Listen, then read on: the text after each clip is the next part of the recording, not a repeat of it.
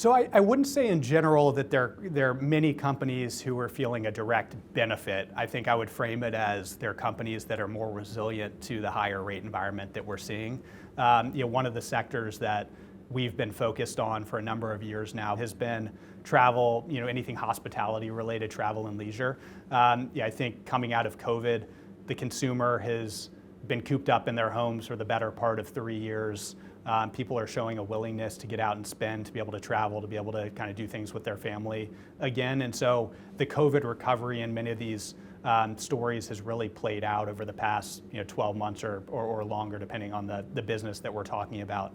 I would say we're getting to the final innings of that recovery, but that's been a sector that I think we've been pleased to see the fundamentals play out like we thought that it would over time. I think the other parts of the investable universe for us that I would say has been a little bit more resilient relatively has been the shorter end of the curve. I think one benefit that we see from an investor standpoint with the changes in cost of capital is that issuers are starting to show a willingness to address their maturities earlier.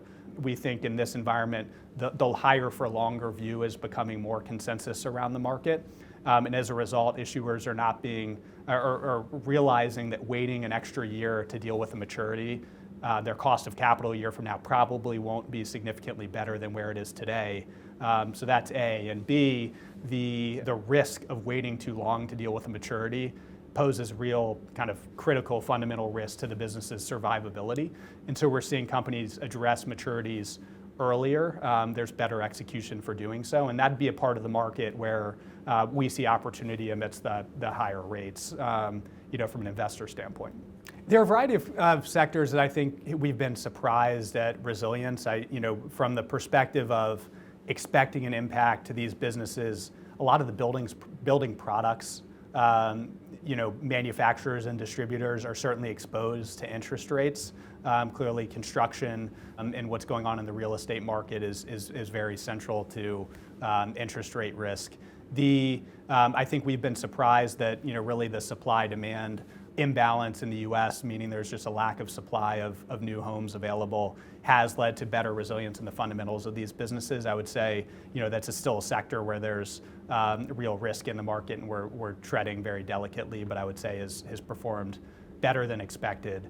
And then we have other businesses like insurance brokerages or certain segments of the tech ecosystem, software businesses, where you've got more recurring revenue that is resilient. Strong top line growth has continued to hold in despite a weakening market environment. Many of those businesses are dealing with, because of the resilience of the top line, they've historically been viewed as being worthy of more leverage. And that more leverage is a potentially delicate thing in this type of market. And so I wouldn't say holistically those sectors are insulated, but I think the top line performance has been somewhat resilient. The way we view the world is more through through the cycle lens of businesses that we think can sustain their performance in good and tough markets. In this market environment, clearly there's a lot of cross currents of what's going on with company fundamentals and growth, the margin pressure we're seeing, the cost of capital going up, geopolitical tensions in the world, that I think what we're really looking for is durability of cash flow and downside protection, and looking only to kind of build a portfolio around those high conviction fundamental stories. I would say there are a number of businesses that have shown both balance sheet, smart balance sheet management, and also are exhibiting strong fundamentals. And so I think across the board we are finding opportunity, in particular at the higher quality side of the spectrum.